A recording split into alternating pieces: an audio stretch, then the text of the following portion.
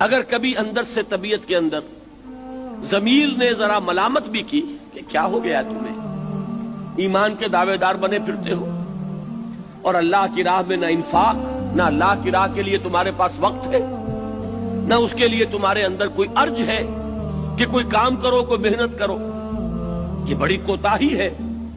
تو اب انسان ایک اور جو ہے اپنے اس ضمیر کو سلانے کے لیے لوریاں دے کر تھپک تھپک کر اب ایک نیا فلسفہ تراشتا ہے۔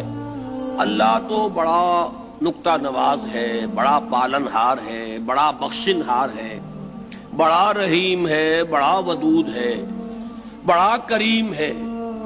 یہ جو واقعہ ہے کہ اللہ ہے، ایسا ہے، لیکن جس جگہ تم اللہ کی اس صفت کا حوالہ دے رہے ہو وہ غلط ہے۔ یہ تم نے صرف اپنی جسٹیفیکیشن کے لیے کیا۔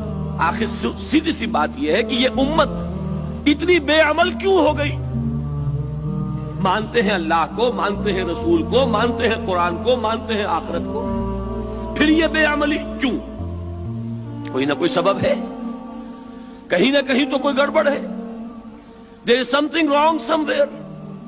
یہ کنبہ ڈوبا ہے تو کسی وجہ سے ڈوبا ہے، یہاں اگر یہ زوال آیا ہے تو کسی بنیاد پر آیا، اور وہ یہی ہے ہم بخشے بخشائے ہیں، ہماری شفاعت تو ہو ہی جانی ہے۔